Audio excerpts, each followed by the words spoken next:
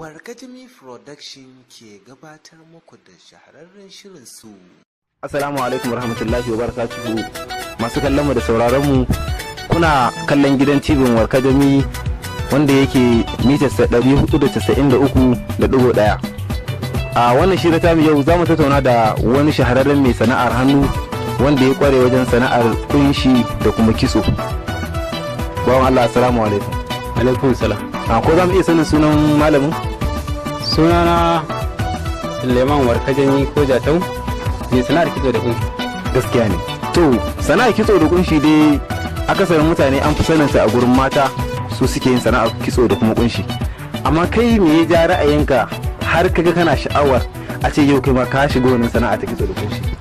Gani da juyawar zamani da kuma yadda wannan sana'a ta zama sana'a da za ta iya rike ka dare da rana da kuma dukkan ɗawainiyarka, shi yasa na rike wannan sana'a hannu biyu kuma ina jin daɗin wannan sana'a. To abun baka tunanin wani zai ce ɗaga daudu ne kai haka ko kuma wani abu makamancin haka? Ko kusa, ai zamani ne canza. Shi ne zamani ne yake zuwa da zamanin wando, gaskiya ne.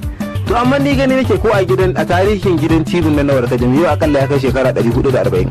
Ban taba ganin namijin da aka ce yau yana sana'a kitso da kuma kunshi ba, sai akan dan uwa. Kitso ba da kunshi kuma mata ne suke zuwa ko kuma dai masu sai da doya da kwai ne yan ai ba wanda ba mai ba. In dai ka zo ka ce ma ko kai ne ka zo ka ce ma a ni ina kitso ina kitso dan aski na musulunci a dan saka riga wanda ai shi yafi. To gaskiya ne, muna fatan za ka yi kira ga matasa yan uwanka akan su ma su je su dage sosai. To kira na daga yan uwana matasa maza masu zaman kashe wando su dage su koyi sana'ar kitso da kunshi domin ta ihe su kansu har ma su taimaki wani. Sana'ar kitso da kunshi.